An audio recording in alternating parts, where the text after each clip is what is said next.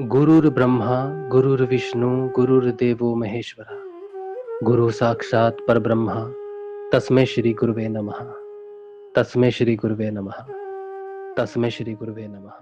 जो सिद्ध योग है इसमें हम जनरली बात करते हैं, रोज सिद्ध योग से परिवर्तन आते हैं आपके, उनकी बात करते हैं। तो आज जो है शनिवार है, इसीलिए पिछले शनिवार तो मुझे याद नहीं था, इस शनिवार भी याद नहीं था, लेकिन याद करवा दिया गया है किसी माध्यम से। तो हम आज करेंगे पतंजलि अष्टांग योग। इसका साधन पाद हम कर रहे थे। साधन पाद का 17वां सूत्र आज हमने करना है। 16 17 17 17 नहीं 18 18 सूत्र। आज 18वें सूत्र से हम शुरू करना है। और आप ये मान लीजिए कि जो सूत्र 18 सूत्र है ये एक ऐसी इन्फॉर्मेशन है हमारे लिए जो बहुत महत्वपूर्ण है, बहुत ज़्यादा महत्वपूर्ण है। 18th सूत्र, 19th 18th 19th, ये दो सूत्र और 20th 18 19 20, ये तीन सूत्र इतने महत्वपूर्ण है कि सारा ज्ञान जो है, आध्यात्मिक ज्ञान जिसे कहते हैं, वो सारा इन तीन सूत्रों में समेटा हुआ है। जिसने ये तीन सूत्र समझ लिए उसने दुनिया का संपूर्ण विज्ञान समझ लिया, ये आप समझ लो। ठीक है, अभी तक साइंस ने जितनी भी तरक्की की है वो सिर्फ एक सूत्र में समाई हुई है, पतंजलि अष्टांग योग के साधन पाद के 18वें सूत्र में। ठीक है, तो मैं इसे, बिकॉज ये बहुत अच्छी एक्सप्लेनेशन है, तो मैं इसको एज इट इज़ ही रीड आउट करूँगा और जहाँ जहाँ थोड़ी सी इनपुट देनी होगी वहाँ पर मैं इनपुट दूंगा उसकी। ठीक है, अच्छा एक सेकेंड। माई लॉस्ट लाइफ एक आईडी है, ये कह रहे हैं जय गुरुदेव, मैं नेपाल से हूँ। बहुत अच्छी बात है गुरु भाई, आप जुड़े रहिए प्रोग्राम के साथ। और भी गुरु भाई हैं जो नेपाल से हैं। तो आज तो हम दूसरे प्रश्न नहीं लेते हैं, हालांकि एक प्रश्न त्यागी भाई का है कि सांसों के साथ नाम जपना, वो एक तरीका है नाम जपने का और आप जप सकते हो उस पर। हम आज तो नहीं बात करेंगे त्यागी भाई, कल करेंगे क्योंकि समय थोड़ा कम पड़ जाएगा। ठीक है, कल बात करेंगे। चलिए तो शुरू करते हैं पतंजलि अष्टांग योग। पतंजलि अष्टांग योग शुरू करते हैं। 18वां सूत्र है पतंजलि अष्टांग योग का, साधन पाद सबसे महत्वपूर्ण। इसमें कहते हैं प्रकाश क्रिया स्थिति शीलम भूतेन्द्रियात्मकम भोग अपवर गाथम दृश्यम। प्रकाश क्रिया और स्थिति जिसका स्वभाव है, भूत और इंद्रियां जिसका स्वरूप है, पुरुष के लिए भोग और मुक्ति का संपादन करना ही जिसका प्रयोजन है, ऐसा दृश्य है। कहते हैं प्रकाश क्रिया और स्थिति जिसका स्वभाव है, भूत और इंद्रियां जिसका स्वरूप है, पुरुष के लिए भोग और मुक्ति का संपादन करना ही जिसका प्रयोजन है, ऐसा दृश्य है। मतलब जो कुछ भी हमें दिखाई देता है वो सारा दृश्य है, प्रकृति है। और प्रकृति का दो कार्य है, एक तो उस पुरुष के लिए, सत्ता के लिए भोग प्रकट करना, दुनिया भोग प्रकट करना, और एक उसके लिए मोक्ष प्रकट करना। भोग अविद्या और मोक्ष विद्या, ये दोनों की उपस्थिति जो है या उत्पन्न जो होते हैं ये प्रकृति से होते हैं। ठीक है, यानी कि ये पूरी दृश्य में ये प्रकृति दो ही कार्य करती है और वो दोनों कार्य करने के लिए उसके जो तत्व हैं उन दोनों तत्वों को अविद्या और विद्या का रूप दिया जाता है। इसीलिए जब हम बात करते हैं, पुराणों की बात करते हैं कि पुराणों में इतना ज्ञान है, सब कुछ है, फिर भी उसे अविद्या कहा जाता है।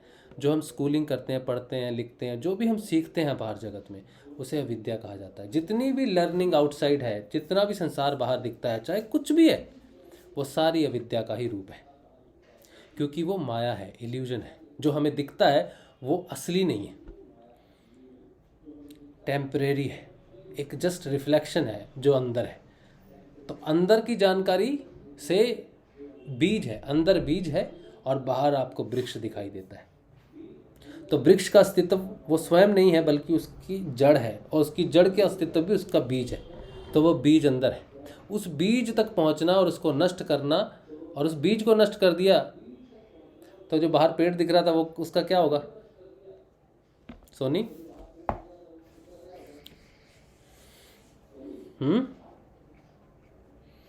देखो बात तो करो।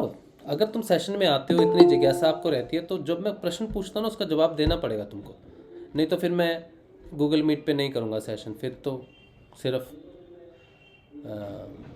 यूट्यूब पे करूँगा तो उससे मुझे डिस्टरबेंस भी नहीं होगा ना। पूनम, पूनम, करण,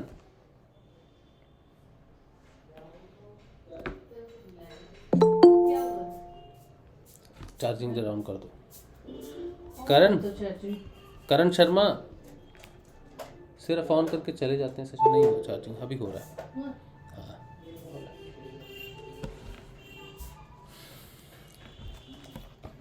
ठीक है, नेक्स्ट टाइम से आप जब रिस्पॉन्ड नहीं करते तो फ़ायदा नहीं कोई।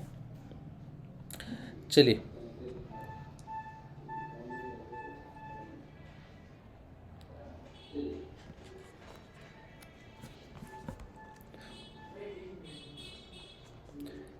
चलिए तब इसका आगे का जो पढ़ रहे थे हम, प्रकाश, क्रिया और स्थिति जिसका स्वभाव है, भूत और इंद्रियां जिसका स्वरूप है, पुरुष के लिए भोग और मुक्ति का संपादन करना ही जिसका प्रयोजन है, ऐसा दृश्य है।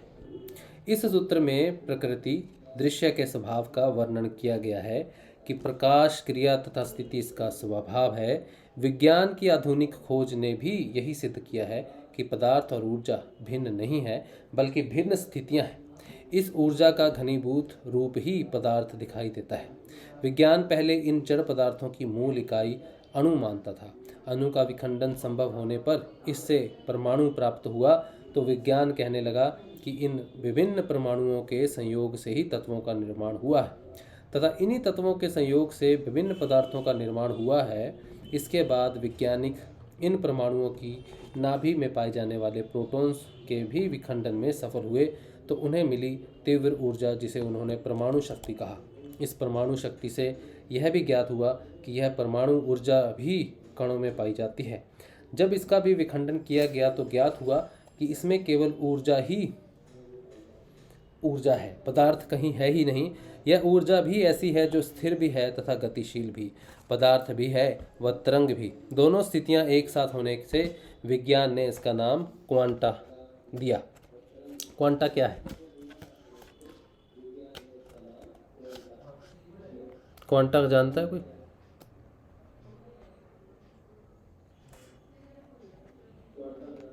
क्वांटा सिद्धांत क्या है?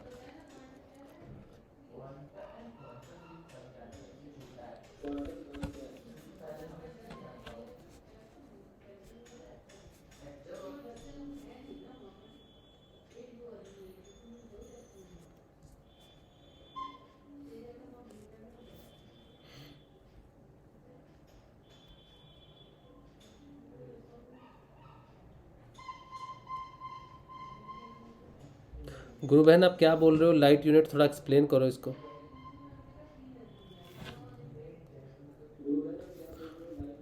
दीपशिका गुरु बहन,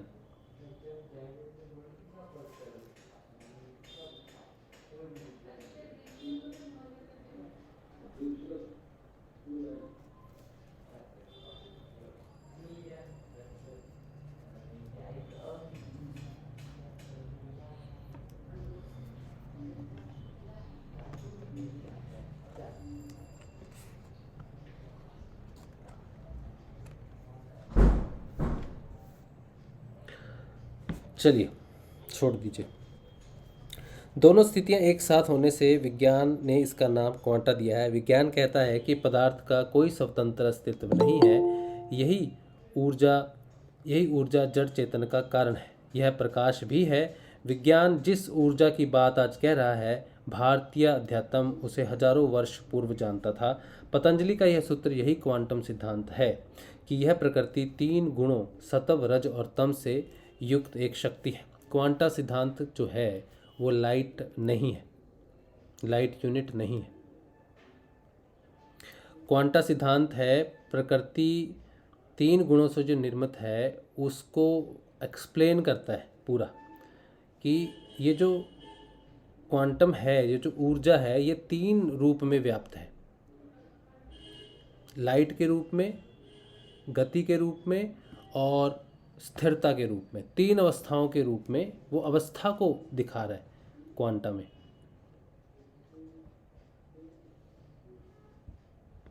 ठीक है, तो पतंजलि अष्टांग योग में मैंने क्यों कहा था ये संपूर्ण विज्ञान इसमें है, क्योंकि जब वो कहते हैं प्रकाश, क्रिया और स्थिति, प्रकाश जो आपने कहा, लाइट यूनिट जो आपने कहा, प्रकाश सिर्फ सत्व को रिप्रेजेंट करता है,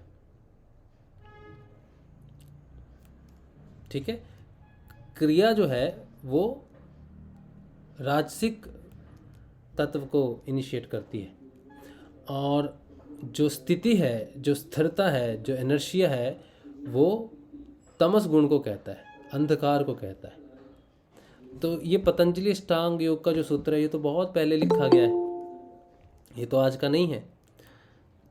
तो इसका मतलब है जो योगी हैं वो बहुत पहले जानते थे इस चीज़ को कि प्रकृति का जो निर्माण हुआ है वो 3 गुणों से हुआ है। और वैज्ञानिकों ने अभी अभी खोजा है, उन्होंने क्या खोजा है कि यह प्रकृति 3 गुणों से युक्त एक शक्ति है तथा प्रकाश, क्रिया और स्थिति इन तीनों गुणों का स्वभाव है।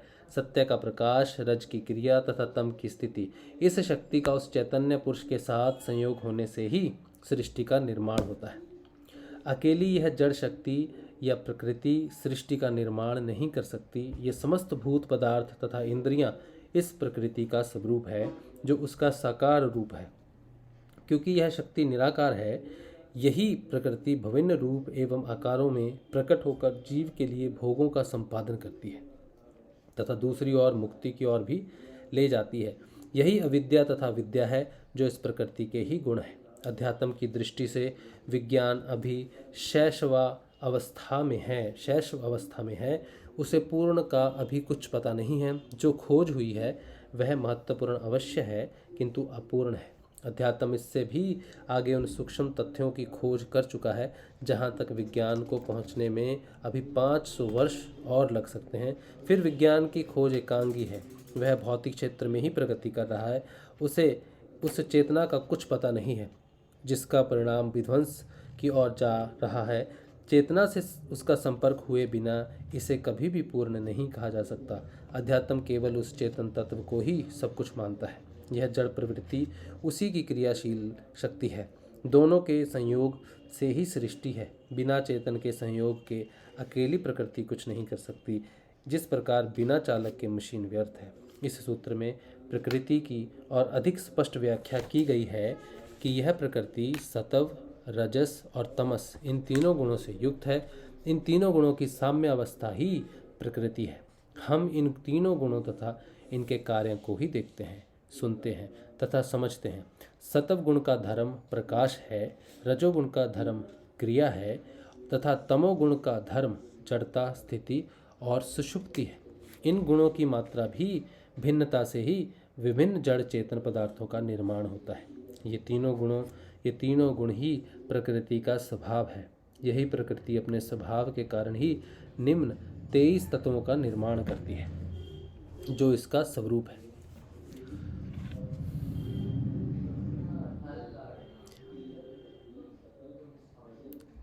किसी भी पदार्थ का जब निर्माण होता है सिर्फ ऊर्जा है। जब वैज्ञानिकों की जो खोज है वो यहाँ तक गई कि सिर्फ ऊर्जा है और कुछ भी नहीं है। उन्होंने एक प्रिंसिपल बनाया कि ऊर्जा को क्रिएट नहीं कर सकते, डिस्ट्रॉय भी नहीं कर सकते। ऊर्जा को रूपांतरण कर सकते हैं, एक ऊर्जा से दूसरी ऊर्जा में रूपांतरित कर सकते हैं। ये सिद्धांत है ऊर्जा का। तो ये सिद्धांत कहाँ से आया? जब उनको ये पता चला कि इस दुनिया में पदार्थ नाम की कोई भी चीज़ नहीं। ये हमारा जो शरीर है या दुनिया में पत्थर है, पेड़ है, पौधे हैं, जल है, आकाश है, ये सारा क्या है? तत्व है, मैटर है। इस मैटर का निर्माण जो हुआ है वो ऊर्जा से हुआ है। वो कैसे हुआ है उसके सिद्धांत पे जब विज्ञान पहुंचा, वो कहता है कि जितनी भी ऊर्जा है उसको अगर हम इकट्ठा कर दें, सघन कर दें, उसकी डेंसिटी बढ़ा दें तो उससे नए पदार्थ की उत्पत्ति होती है। लेकिन ऊर्जा जो है उसमें 3 चीज़ें हैं, 3 गुण हैं, सात्विक, राजसिक और तामसिक। किसी भी पदार्थ की जब रचना होती है तो उनमें इन तीनों गुणों का मिश्रण अलग अलग होता है। फॉर एग्ज़ाम्पल कि इंसान की रचना हुई, उसकी बॉडी की रचना हुई, तो उसमें ये तीनों गुण मिश्रित हैं। एक पेड़ की रचना हुई तो उसमें ये तीनों गुण मिश्रित हैं, जिससे उस ऊर्जा से पेड़ का निर्माण हुआ या इंसान का निर्माण हुआ। लेकिन इनके निर्माण में जो गुणों की मिक्सचर है, जो गुणों का मिक्स हुआ है, वो अलग अलग है। तो संसार में जितने भी पदार्थ हैं, मैटर है, वो सारा इस ऊर्जा से ही बना है, लेकिन इस ऊर्जा में अलग अलग गुणों के कारण बने हैं। तो जितने भी मैटर हैं वो सारे के सारे तीनों गुणों को रिप्रेजेंट करते हैं। अब जब कोई व्यक्ति कहता है कि मुझ में नेगेटिव एनर्जी आ गई है, या ये नेगेटिव एनर्जी मुझसे बाहर से आई है, किसी ने कुछ कर दिया है, नहीं कर दिया है, अब आप सोचो कि जब ये संसार पूरा 3 गुणों से बना है, सत्व, रजस और तमस। तमस को नेगेटिविटी कहते हैं, नकारात्मकता कहते हैं। अगर आपका शरीर इन तीनों गुणों से नहीं बना होता तो आप इन तीनों गुणों से सृष्टि, इस प्रकृति में रह नहीं सकते थे, आप जीवित नहीं रह सकते। क्योंकि वायु आप लेते हो प्राणों के लिए, जल आप लेते हो प्राणों के लिए, धरती पे आप रहते हो। अगर आप कहो कि मुझ में तामसिकता है ही नहीं, तो आप इस धरती पे रह नहीं सकते। इस धरती पे रह नहीं सकते। तो हमारे अंदर ये तीनों गुण रहते हैं, इसीलिए प्रकृति में हम रहते हैं, इसीलिए प्रकृति से हम सब कुछ मिलता है, हम प्रकृति के समभाव में आते हैं। क्योंकि बाहर भी वही है जो अंदर है। अंदर बाहर इन चीज़ों का रूपांतरण कैसे करते हैं? ऊर्जा को रूपांतर कर देते हैं। एक ऊर्जा को दूसरी ऊर्जा में रूपांतरित किया जा सकता है। इसी तरह से अंदर की ऊर्जाओं को भी रूपांतरण किया जा सकता है। हम सारे प्राणी कलयुग में जो पैदा हुए हैं, ज़्यादातर तामसिक वृत्तियां हैं हमारी ऊर्जा तामसिक ज़्यादा होती है। खाना पीना, बात करना, ईर्ष्या, जलन, द्रोह, विद्रोह, अहंकार, है ना, ये सारी चीज़ें होती हैं। अपने मन में हमारे पाप रहता है, लेकिन हम सोचते हैं कि हम बड़े पुण्यवादी हैं। तो ये दिखावा, ये सारी चीज़ें, ये सारी की सारी तामसिकता को रिप्रेजेंट करती हैं सारी चीज़ें। अगर हम अपने अंदर सच्चे हो जाएं, हम अपने प्रति सच्चे हो जाएं, तो हम अपनी इस ऊर्जा को परिवर्तित कर देते हैं सच्चाई में। अगर हम अंदर परिवर्तित हो जाएं, सत्व में हो जाएं, प्रकाश में हो जाएं, तो बाहर भी जितना भी पृथ्वी के त्रिगुणात्मक प्रकृति है, उसमें हमारे पे जो प्रभाव पड़ेगा वो उसी गुण का पड़ेगा जो गुण हमारे अंदर जागृत है। अगर मेरे पर नकारात्मक ऊर्जा का प्रभाव पड़ रहा है तो मैं नकारात्मक हूँ, इसलिए पड़ रहा है। अगर मैं किसी की बातों में उलझ रहा हूँ या पढ़ रहा हूँ, तो उसकी बातें या तो नकारात्मक होंगी या सकारात्मक होंगी। मुझे उसकी बातें इसलिए अच्छी लगेंगी क्योंकि मेरे अंदर उसके वो गुण हैं। बाहर से कोई आपको कुछ देता नहीं है, बस आपके अंदर जो चीज़ है, बाहर से वो चीज़ स्पंदित हो जाती है। जैसे मैग्नेट है। अब इस धरती का उत्तरी कोना पता करना हो अंधेरे में, सिर्फ एक कमरे में बंद कर दिया आपको सब तरफ से, आपको नहीं पता किधर उत्तर है, किधर पूर्व है, किधर दक्षिण है, आपको नहीं पता। आपको एक मैग्नेटिक कंपस दे दिया, वो होता है ना मैग्नेटिक कंपस, जिसमें नॉर्थ एंड साउथ लिखा रहता है, ठीक है। अब उसकी सुई दे दी आपको, आपने उसको कमरे में रखा, उसको तो पता नहीं, और वो दीवारों को तो नहीं देखती, उसका काम है साउथ की तरफ, नॉर्थ की तरफ डायरेक्ट होना। आपको नहीं पता चलेगा कि किधर है नॉर्थ, किधर है साउथ, क्योंकि दरवाज़ा सब तरह से बंद है, सब कुछ आपको नहीं पता किधर क्या है। लेकिन जब आप कंपास दिखाएंगे तो वो ठीक नॉर्थ की तरफ ही जाएगी। इसी तरह से हमारे अंदर में 3 गुण है, और वो उधर ही हमारी सुई आकर्षित होगी, हमारी डायरेक्शन, हमारा स्वभाव उधर ही जाएगा जिधर बाहर में तामसिकता, रासिकता या सात्विकता है। इसीलिए एक तामसिक व्यक्ति तामसिक व्यक्तियों के साथ रहते हुए उनको अच्छा लगता है, रासिक को रासिक के साथ अच्छा लगता है, सात्विक को सात्विक के साथ अच्छा लगता है। इन तीनों लोगों का एक साथ रहना बहुत मुश्किल है। जो लोग सोचते हैं कर्म करना ही सब कुछ है, भैया हम कमा रहे हैं, खा रहे हैं, ये तो कुछ नहीं करते, बस पूजा पाठ में ही लगे रहते हैं, बेकार लोग हैं, कभी नहीं जमेगी उनकी। और जो लोग सिर्फ नेगेटिविटी में लगे हुए हैं, सिर्फ गलत प्रचार में हैं कि दुनिया में नेगेटिविटी होती है, जादू होते हैं, टोने होते हैं, मंत्र होते हैं, टोटके होते हैं, तो वो लोग उस तरफ आकर्षित होंगे जिनको इनमें विश्वास रहेगा, जो सोचेंगे कि हमारे जीवन में परिवर्तन जादू टोने से आ जाएगा, किसी टोटके से आ जाएगा। तो वो बाहर वृत्ति है, बाहर की वृत्ति है। तो आदमी वहीं जाएगा जहाँ उसको अंदर जो वृत्ति होगी वो उसकी तरफ ही जाएगा। इसीलिए बाहर से कोई आपको सिर्फ स्पंदन दे सकता है लेकिन अंदर भर नहीं सकता कुछ। आपके अंदर ऑलरेडी है पॉजिटिविटी, आपके अंदर लाइट ऑलरेडी है। गुरुदेव कहते हैं मैं आपको कुछ नहीं दूंगा, आपके अंदर दिया बत्ती सब कुछ है, बस आप उस डायरेक्शन में हो जाओगे तो लाइट जल जाएगी। आप दूसरी डायरेक्शन में घूम जाओगे तो दिया बंद ही रहेगा। सिर्फ सही डायरेक्शन, एक सकारात्मक सोच की ज़रूरत है जीवन में, और कुछ भी नहीं। यही रूपांतरण है। अच्छा चलिए फिर कहते हैं कि इन गुणों की मात्रा भी भिन्नता से ही विभिन्न जड़ चेतन पदार्थों का निर्माण होता है। ये तीनों गुण ही प्रकृति का स्वभाव है। यही प्रकृति अपने स्वभाव के कारण ही निम्न 23 तत्वों का निर्माण करती है जो इसका स्वरूप है। ये तत्व हैं 5 स्थूल भूत, आकाश, वायु, अग्नि, जल, पृथ्वी। इनकी 5 तन्मात्राएं शब्द, स्पर्श, रूप, रस, गंध। हालांकि ये उल्टा दिया हुआ है, पहले तन्मात्राएं प्रस्तुत होंगी फिर स्थूल भूत होंगे, क्योंकि वो ज़्यादा सूक्ष्म है। पहले सूक्ष्म आता है फिर स्थूल आता है। अच्छा, फिर है 5 कर्मेंद्रियां, वाक, हस्त, पाद, उपस्थ, गुदा। 5 ज्ञानेंद्रियां, श्रोत, त्वचा, नेत्र, जिह्वा, घ्राण एवं मन, बुद्धि और अहंकार। ये 5 हैं। पंचभूत, पंच तन्मात्राएं, पंच कर्मेंद्रियां, पंच ज्ञानेंद्रियां। इनके साथ 3 और तत्व हैं जिन्हें कहा गया है मन, बुद्धि और अहंकार। हालांकि बुद्धि जो है ये महातत्व है, बुद्धि जिसे हम चित्त भी कहते हैं, ठीक है, जिसका रूपांतरण होता है। चित्त का रूपांतरण होता है ना, चित्त वयिष्ठ चित्त से समिष्ट चित्त होता है, इसी तरह से बुद्धि परिवर्तन होती है। वयिष्ठ से समिष्ट चित्त का जो परिवर्तन है वही बुद्धि में हमें दिखता है कि हमारी साधारण बुद्धि से विवेकवान हो जाना, है ना, वो ट्रांसफॉर्मेशन। अच्छा चलिए आगे चलते हैं।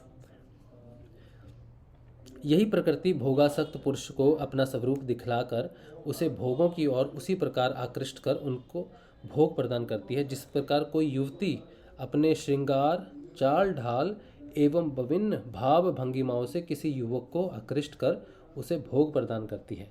इसलिए प्रकृति को माया कहा गया है। किंतु यह प्रकृति केवल भोग ही प्रदान नहीं करती बल्कि मुक्ति चाहने वाले योगियों को दृष्टा आत्मा का स्वरूप दिखलाकर उन्हें मुक्ति भी प्रदान करती है। इस प्रकृति के 2 स्वरूप हैं, एक माया और एक माँ शक्ति। योगियों के लिए इस प्रकृति को माँ का स्वरूप दिया गया है। हर स्त्री को जो पुरुष अपने माँ के रूप में देखता है वो योगी है, और जो स्त्री को अपने भोग के रूप में देखता है, पराई स्त्रियों को अपने भोग के रूप में देखता है या इस सृष्टि को भोग का कारण मानता है, वो भोगी है और वो इसी संसार में रहता है। और ये सिर्फ पुरुष के लिए नहीं है, ये स्त्रियों के लिए भी लागू होता है। स्त्रियों को ये नहीं समझना चाहिए कि हम स्त्री हैं तो हम पे लागू नहीं होता। पुरुष, यहाँ पुरुष का जो कहना है ये स्त्री और पुरुष को लिंग शब्द में नहीं कहा गया है। अगर स्त्रियां प्राय पुरुष की तरफ आसक्त हैं तो वो भी भोगी हैं। अगर वो उसी को चेतन के रूप में देखती हैं तो वो योगिनी हैं, ऊपर उठती हैं। तो ये दोनों तरफ है। इसलिए ये मिसकंसेप्शन नहीं होना चाहिए कि सिर्फ पुरुष के लिए ही प्रकृति है। हम जितने भी इस दुनिया में नर स्त्रियां जितने भी हैं ये सारे एक ही कैटेगरी में आते हैं। हम में लिंग भेद है बस, और ये बहुत महत्वपूर्ण है ये जानना। आगे के सूत्र में उन्होंने यही विशेष बात कही है कि कहीं इस बात की गलती ना हो जाए इस सूत्र को पढ़ते समय, कहीं औरतें अपने आप को प्रकृति ना समझने लग जाएं। ये मिसकंसेप्शन है बहुत सारी महिलाओं में कि वो प्रकृति हैं। ठीक है, अब ये अगले इसी कन्फ्यूज़न को दूर कर देते हैं पतंजलि। तो पहले ये कंप्लीट करते हैं।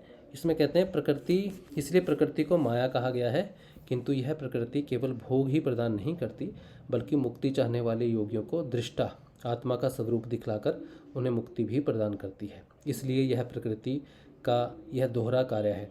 जब यह प्रकृति साधक को दृष्टा का स्वरूप दिखा देती है तो स्वयं लुप्त हो जाती है, क्योंकि फिर इसका कोई कार्य शेष नहीं रहता।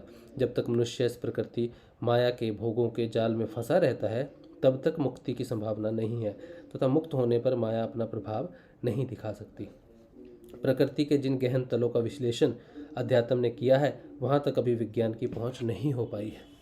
इसको मैं थोड़ा और एक्सप्लेन करता अगर मुझे एंटीसिपेशन मिलती, लेकिन चलो कोई बात नहीं, जब आप बड़े हो जाओगे बच्चों तब ये पढ़ना, ठीक है।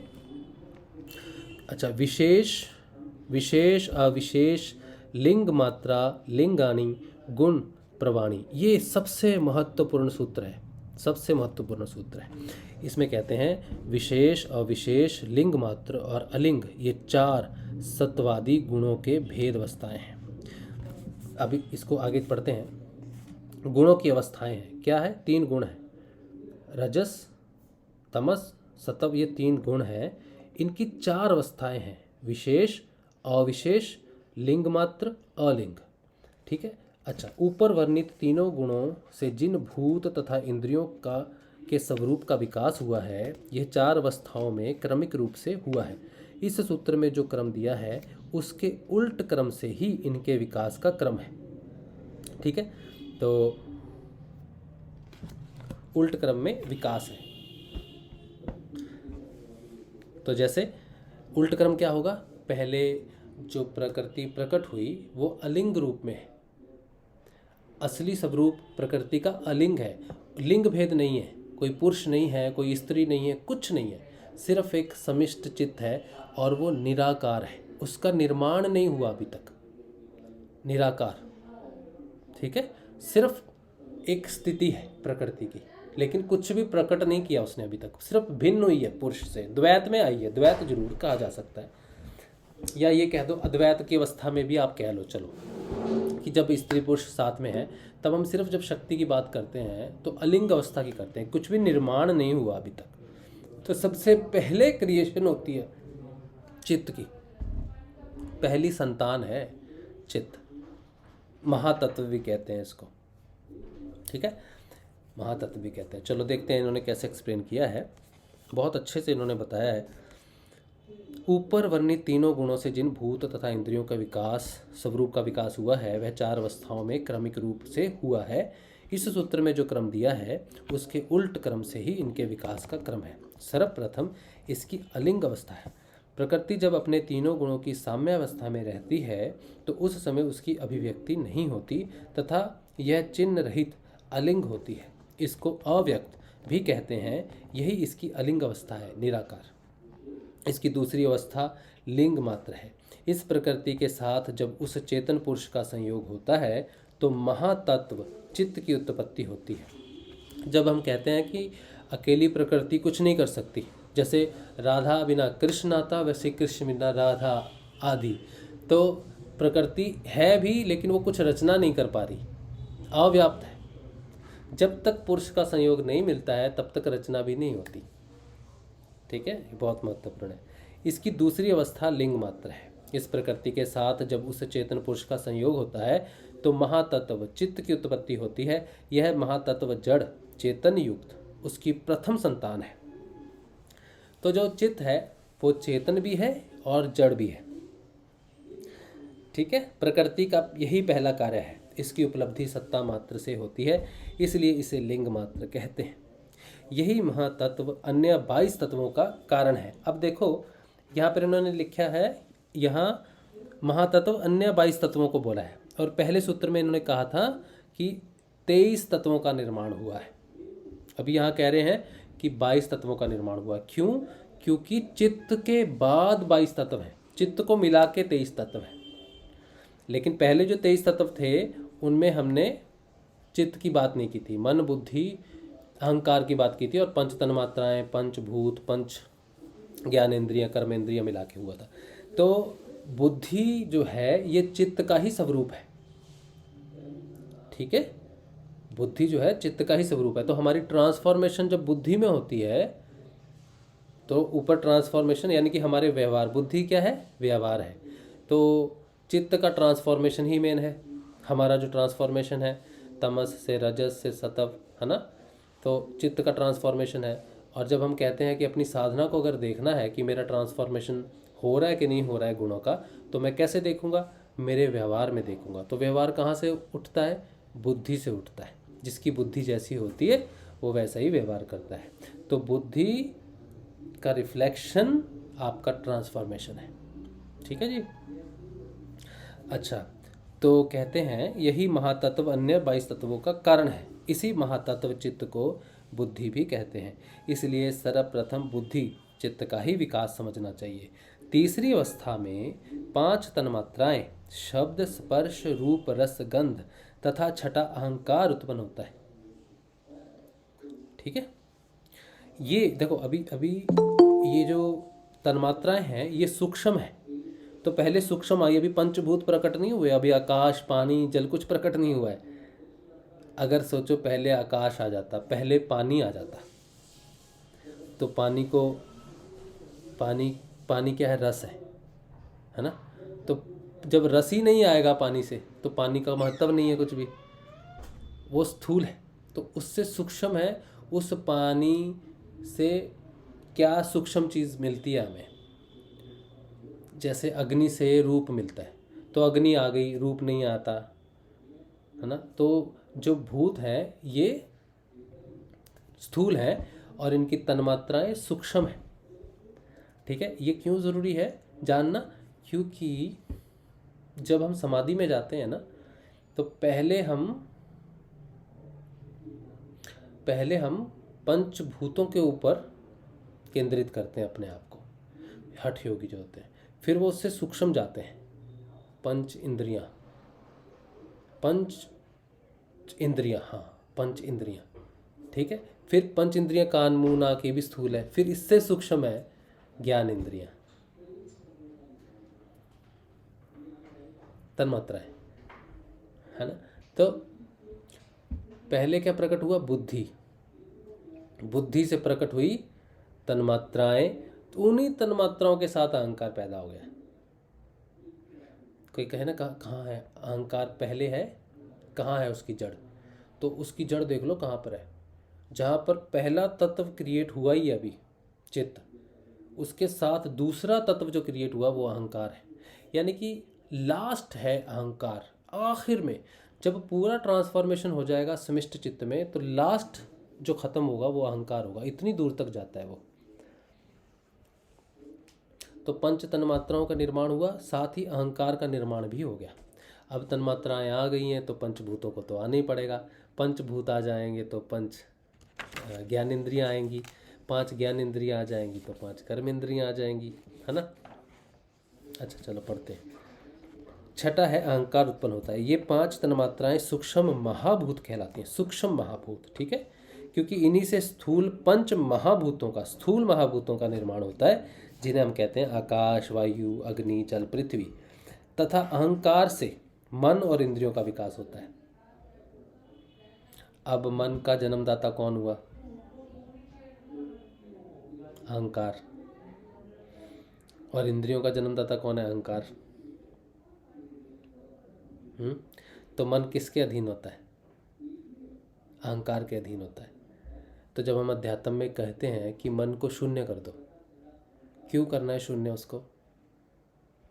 क्योंकि वो, उसका अधिष्ठात्रा अहंकार है। मन से किया हुआ हर कार्य अहंकार ही है। मैं हूँ, ये मन है। मेरा जीवन है, मन है। मेरा होना ही अहंकार है। सिर्फ वो है चेतन, क्योंकि वो चित्त से पहले है। चित्त अहंकार से पहले है। तो मैं अगर कहूँ मैं हूँ, तो मेरे में मन है, तो वो सारी संरचना, मन की संरचना अहंकार से हुई है। इंद्रियों की अहंकार, इसलिए कहते हैं पंच इंद्रियों को ब्लॉक करो, फिर मन को ब्लॉक करो, 6 इंद्रियों को। जिस दिन मन शून्य हो जाएगा, ऋषि अरविंदो यही तो कहते हैं कि मन को नीरव कर दो, शून्य कर दो। और यहाँ पर है आज्ञा चक्र। मन का राज्यत्व जो है, मन का राज्य जो है वो यहाँ तक है, बस 5 इंद्रियों तक। ये आँखें, मैक्सिमम आँखें हैं ना, आँखों से ऊपर ये अवस्था है। बस आँखों से जैसे ही ऊपर उठ गए वो मुक्त है, मुक्त त्रिवेणी है। गुरुदेव कहते हैं ना, नीचे जहाँ पे ईड़ा, पिंगला, सुषुम्ना मिलती हैं, खुली हैं, वो वो त्रिवेणी त्रिवेणी है, संगम है कह लो, वहाँ से शुरू होता है काम। और ये मुक्त त्रिवेणी है, यहाँ पे मुक्त हो जाता है सब कुछ, है ना, यही है ना। चलो ठीक है। अच्छा, तथा अहंकार से मन और इंद्रियों का विकास होता है।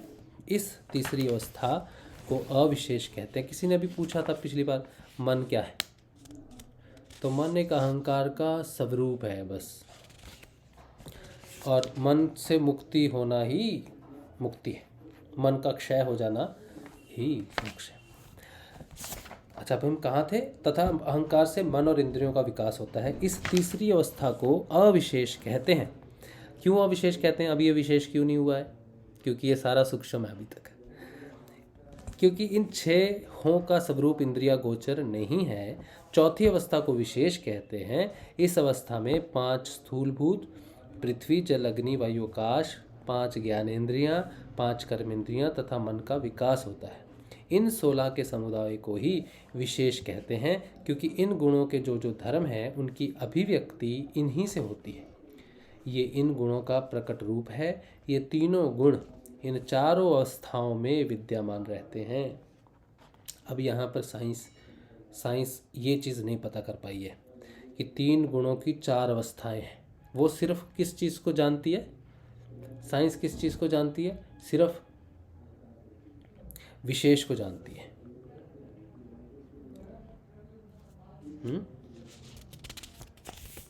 सिर्फ विशेष को जानती है। क्यों जानती है विशेष को? क्योंकि वो पदार्थ, वो जो उसे दिखता है ना, जो है, जिस पे वो एक्सपेरिमेंट कर सके, उसी को ही मानती है। लास्ट ऊर्जा के कण है जिसे वो क्वांटा कहता है, वहाँ तक वो इस चीज़ को फील कर सकता है अपने उपकरण से। इसीलिए उसकी लास्ट खोज कौन सी है? जो एग्जिस्ट करता है। प्रकृति प्रकट हो गई, अभी उसने अपने पंचभूतों का निर्माण नहीं किया है। ये कौन सा शास्त्र है जो विज्ञान जब कहती है कि क्वांटा तक चला गया विज्ञान? ये विज्ञान, कोई भौतिक विज्ञान ने कोई बहुत बड़ी तरक्की नहीं कर ली। सांख्य योग जो है वो विज्ञान है असली, भौतिक विज्ञान मान लो उसको, उसमें वो क्वांटा तक चला जाता है। क्योंकि वो भी सांख्य योग भी सिर्फ परिणाम जो है, जिसे वो फील कर सकता है, जिसको देख सकता है, जिस पे कार्य कर सकता है, चाहे वो कितना भी सूक्ष्म है लेकिन है, तो उसका अंतिम सूक्ष्म जो है वो प्रकृति का, चित्त का स्वरूप में आ जाना है। प्रकृति अव्याप्त रूप में प्रकृति तीनों गुणों में है, लेकिन अभी उसका घटना नहीं घटी, अव्याप्त तक भी नहीं है। अपनी साइंस जा ही नहीं सकती अव्याप्त, तो वो व्याप्त रूप में है, तो वो सेकंड स्टेज होगी, लिंग अवस्था कह सकते हैं उसको। क्योंकि वो जो क्वांटा है, जो ऊर्जा है, उसमें वो तीनों गुण हैं, बस वो पदार्थ रूप में नहीं आई अभी तक। तो सांख्य योग जो है, पतंजलि सांख्य योग को ही फॉलो करता है, लेकिन सारे सूत्र नहीं लेता उसके। पतंजलि अपने अन्य सूत्र, ईश्वर की अभिव्यक्ति साथ में जोड़ देते हैं, और वो अद्वैतवाद को भी जोड़ते हैं। पतंजलि कहते हैं एक ही है, पुरुष और प्रकृति एक ही है, लेकिन सांख्य योग जो विज्ञान है वो द्वैत में है, द्वैतवाद है। वो प्रकृति और पुरुष दोनों अलग सत्ताएं हैं और पूर्ण सत्ताएं हैं, ऐसा मानता है वो। दोनों की अलग अलग अपनी एक स्थापना है, प्रकृति और पुरुष की अपनी अपनी है। और योगी जो है वो, उसकी जो मान्यता है, जब योगी अपने आप को पूर्ण रूप से प्रकृति से अलग कर देता है तो वो पूर्ण चेतन में विलय हो जाता है। तो जब वो विलय हो जाता है तो उसके लिए प्रकृति खत्म हो जाती है उसके लिए, लेकिन उसके विलय होने के बाद भी प्रकृति का अस्तित्व रहता है। झरने, तालाब, पंच तन्मात्राएं, मन, अहंकार रहता है, बस वो मुक्त होकर चला जाता है। यानी कि प्रकृति का कभी नाश नहीं होता। तो सांख्य योग इन 2 तत्वों को मानता है कि हम चले भी जाएं तो ये रहता है। तो ये 2 अलग सत्ताएं हैं, सत्ता रूप में अलग मानता है उसको, प्रकृति को। और ये पतंजलि सूत्र में मेंशन्ड है कि वो मुक्त हो गया, लेकिन उसके मुक्त होने का अर्थ है कि वो प्रकृति से मुक्त होके गया, प्रकृति अपनी जगह पर है। तो अगर हम बाहर से देखें, ओवरऑल देखें, तो हमें पुरुष और प्रकृति दो तत्व दिखाई देंगे साइंस के हिसाब से। ठीक है, वैसे बहुत गहरी सी बात है ये। अच्छा, इन 16 के समुदाय को ही विशेष कहते हैं, क्योंकि इन गुणों के जो जो धर्म है उनकी अभिव्यक्ति इन्हीं से होती है। ये इन गुणों का प्रकट रूप है। ये तीनों गुण इन चारों अवस्थाओं में विद्यमान रहते हैं। तो 4 अवस्थाएं हैं ना, तो रहते हैं, इसलिए इन्हें दृश्य प्रकृति कहते हैं। अर्थात जो कुछ दिखाई देता है वह प्रकृति ही है तथा सभी कार्य प्रकृति के ही कार्य हैं। इस सूत्र के अनुसार सृष्टि का क्रमिक विकास हुआ है। यह इसकी उत्पत्ति की वैज्ञानिक व्याख्या है। मतलब विज्ञान सिर्फ क्रमिक विकास को देखता है, और क्रमिक विकास सिर्फ और सिर्फ प्रकृति का हुआ है। पुरुष का कोई विकास नहीं है, वो पूर्ण है पहले से ही। तो विज्ञान विकास को देखती है, एवोल्यूशन को देखती है, यहाँ से शुरू हुए, ये यहाँ से यहाँ जा रहे हैं, लेकिन वो ये नहीं देखता कि कुछ पहले ही पूर्ण रूप से है। तो पुरुष में बिलीव नहीं करता। गुरुदेव कहते हैं कि वेस्ट का मैटर और ईस्ट का सोल दोनों मिल जाएंगे ना, तब पूर्ण योग आएगा। तो वो पुरुष में, चेतन में यकीन नहीं करते, वो मैटर में ही यकीन करते हैं सिर्फ। तो गुरुदेव ने उन्हें मैटर दे दिया। बोले तुम मैटर में यकीन करते हो ना, सोल में यकीन नहीं करते, तो ठीक है, तो मेरी फ़ोटो ले जाओ, मैटर है। अब ये जो मैटर है ये तुम्हें हिला देगी। अगर तुम्हारे अंदर सोल है तो तुम मैटर हो, और ये एक फ़ोटो है, जस्ट कागज़ है, अगर ये तुम्हें हिला देती है तो तुम्हारे अंदर मैटर के अलावा कुछ और है। गुरुदेव ने बहुत अच्छी थ्योरी दी। नहीं, वेस्ट वाले यकीन नहीं करते, कोई सोल नहीं है, होली गोस्ट कुछ नहीं होता, आत्मा कुछ नहीं होती, नहीं मानते। विज्ञान नहीं मानता, लोग मानते हैं।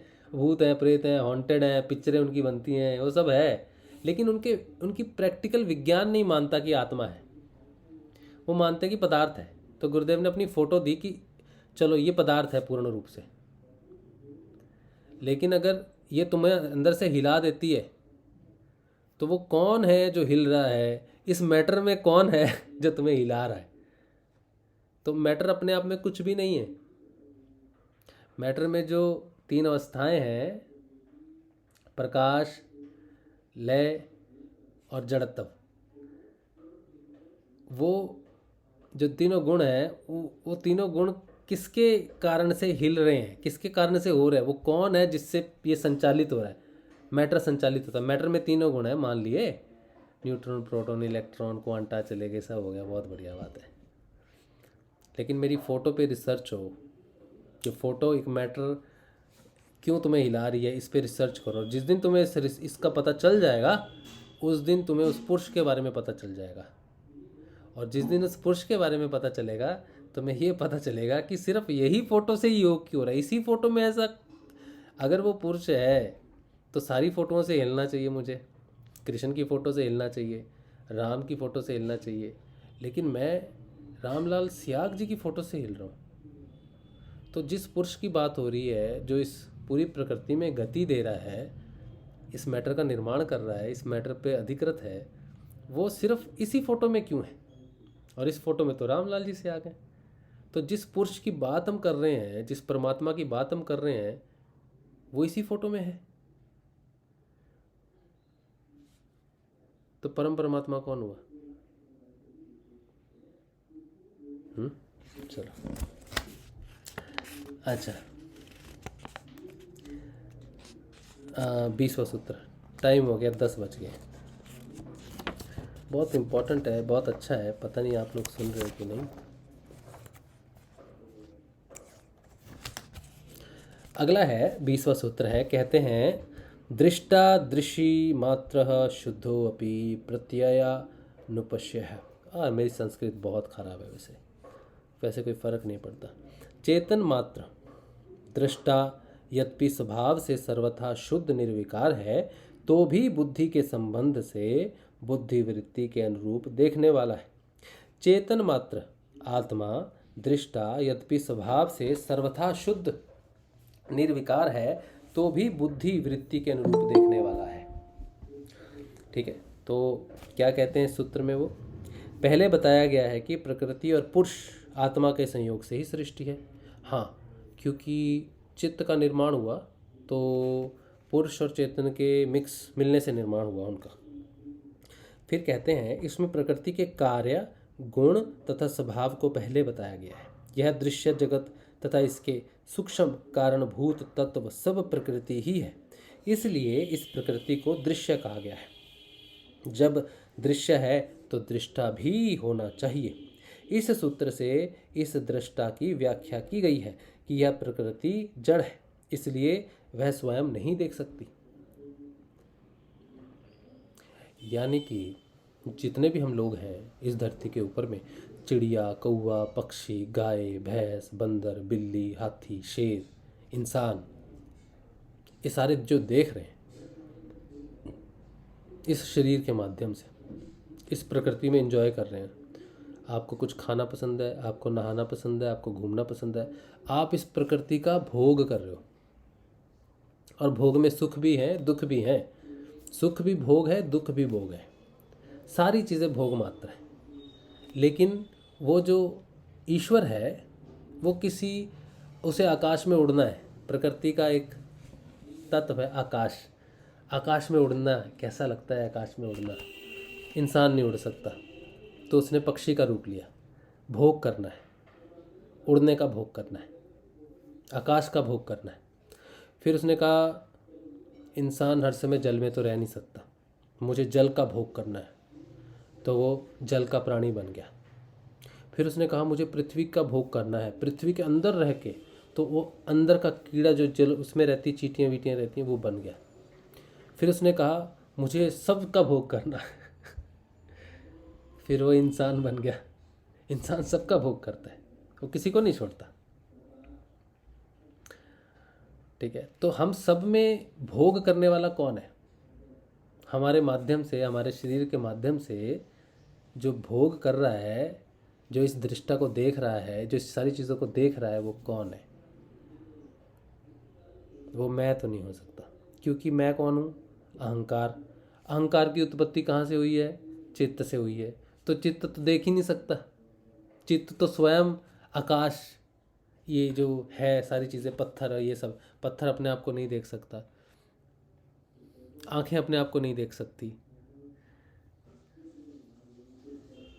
तो जो व्यक्ति विशेष है, मैं, तू, राजा, प्रजा, हाँ, शैतान, भूत ये सारे क्या है? प्रकृति के एक विंडोज़ हैं। विंडोज़ मतलब एक खिड़कियां हैं बस। इनके माध्यम से वो परम पुरुष तीनों गुणों का भोग करता है।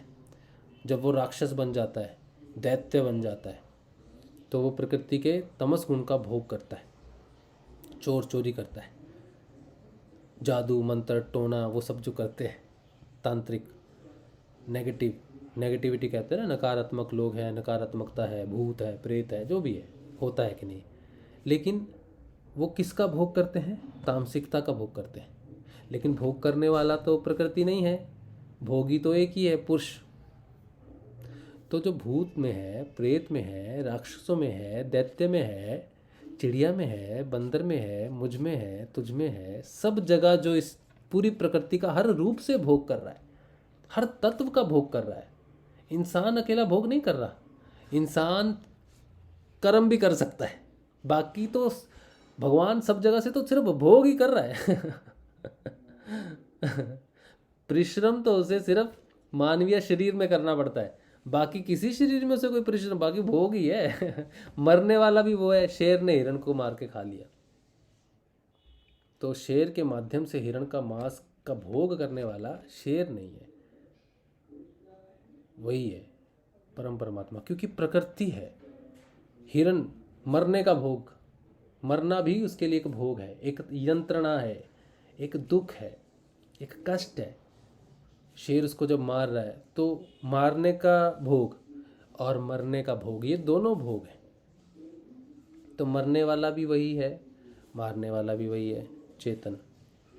अगर वो ना हो तो शेर वहीं रुक जाएगा, हिरण वहीं रुक जाएगा, ना हिरण मरेगा ना शेर मार पाएगा, क्योंकि ये दोनों भोग की अवस्थाएं हैं। इसलिए जो भी प्रकृति में सब कुछ दिखता है, मैं, तू, सारी दुनिया, ये सारा का सारा जड़ है। और इसके अंदर जब तक प्राणों में वो निहित है, जब तक गोचर है, तब तक वो है, उसकी वजह से है सब कुछ। तो अगर मैं कहूँ कि जो मैं हूँ, अगर मैं देखूँ मैं ब्रह्म हूँ और मैं सब चराचर में हूँ, क्योंकि जो मुझ में भोग कर रहा है वो शेर में भी भोग कर रहा है, हिरण में भी मरण का भोग कर रहा है। तो अगर कहा जाए कि सर्व खल विदम ब्रह्म, सब जगह ब्रह्म है, मुझ में भी, पशु में भी, पक्षी में भी, जल में भी, पृथ्वी में भी, आकाश में भी, पेड़ में भी, पौधे में भी, एक ही ब्रह्म है, अलग अलग रूप से प्रकृति का भोग कर रहा है, भोगी बना हुआ है। ये है सर्व खल विदम ब्रह्म। अब प्रकृति महास्वरूप प्रकट होके उस भोगी को कहती है बहुत हो गया,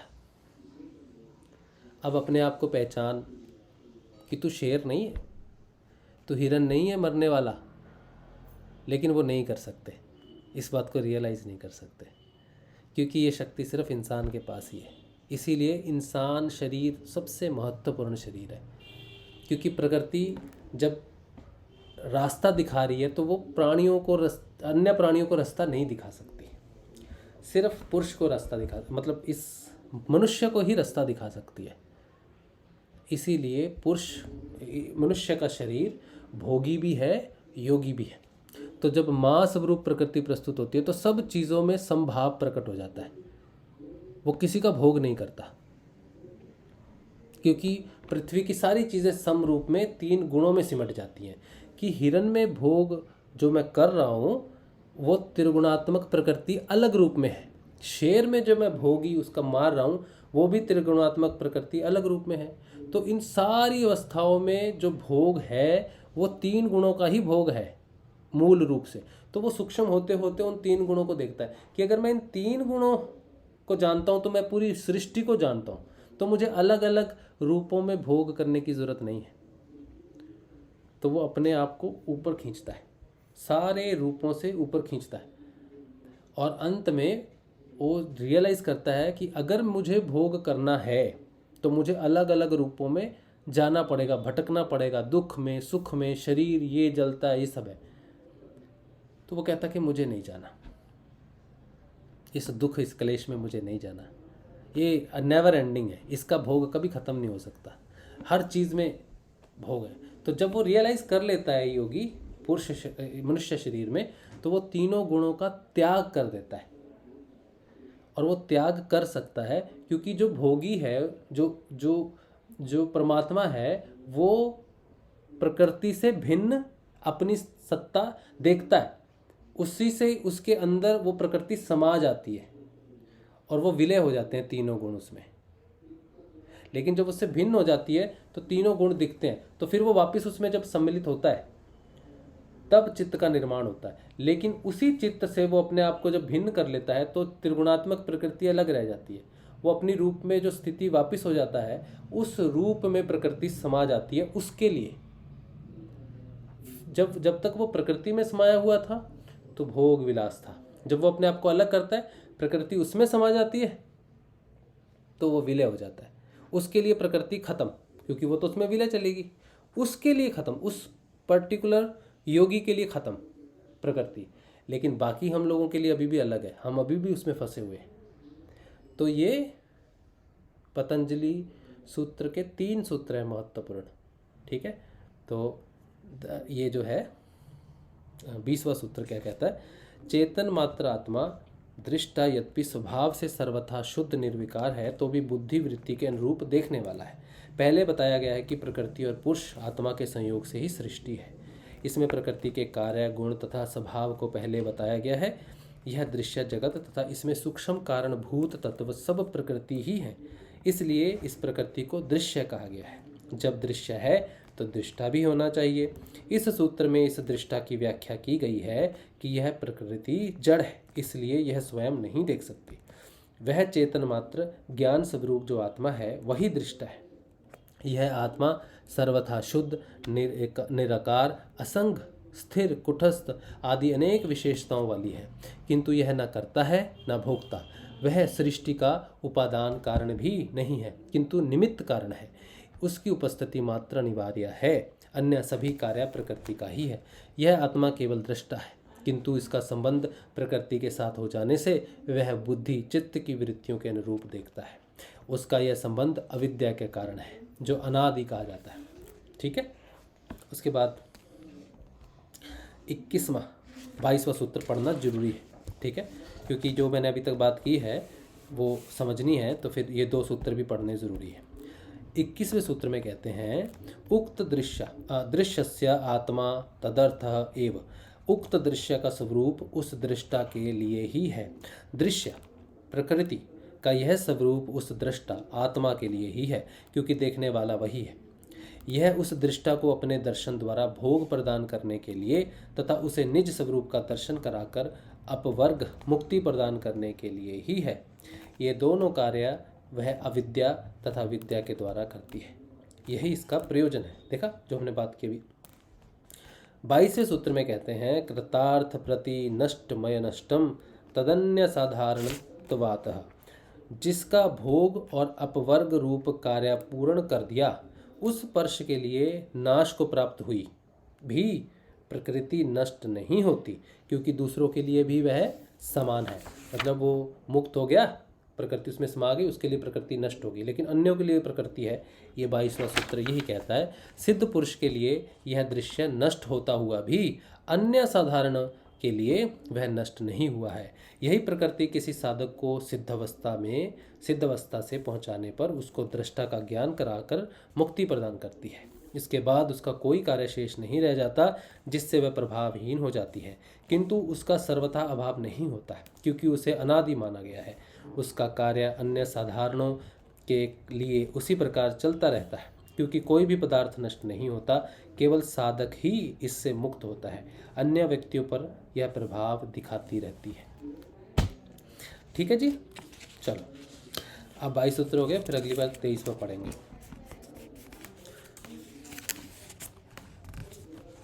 ठीक है, चलो आज का हो गया। अब कोई प्रश्न है? दीपशिका भवसर जी ने लाइट यूनिट लिखा था। गुरु भाई नहीं लिखती आप कभी भी।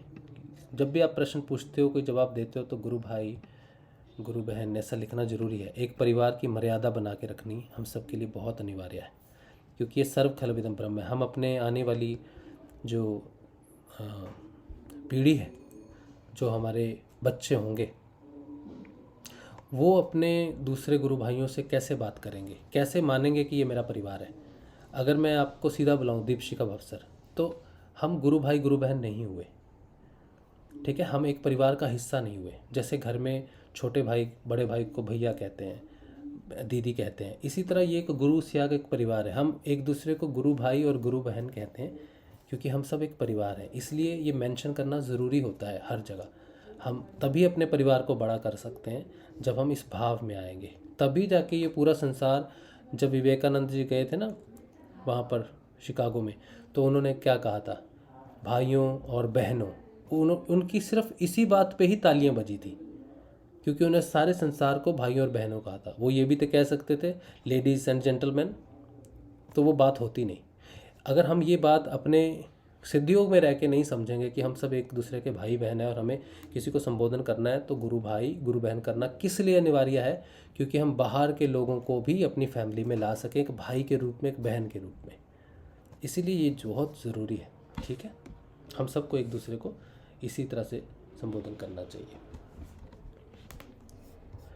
चलिए, अच्छा, और YouTube पे किसी का कोई प्रश्न है?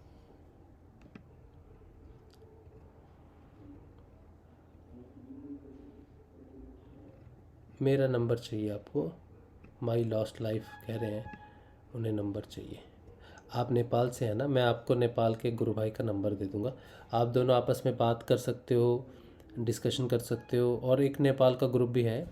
मैं रिक्वेस्ट करूंगा कि जो भी आप किसी नेपाल ग्रुप में आप हैं, उसमें उसका लिंक मेरे पास दे दें, ताकि मैं दूसरे जो गुरु भाई गुरु बहनें जो नए जुड़ते हैं, दूसरे नेपाल से हमारी दूसरी साथ का राज्य ये देश है, तो उससे जो जुड़ते हैं वो हमारे गुरु भाई गुरु बहन हैं, उनको उन ग्रुप में जोड़ सके ताकि आप उनका मार्गदर्शन कर सको। तो अगर कोई भी है आप में से किसी के पास नेपाल का ग्रुप है तो मुझे उसका लिंक भेजें, ठीक है। मेरा नंबर है 8777211139।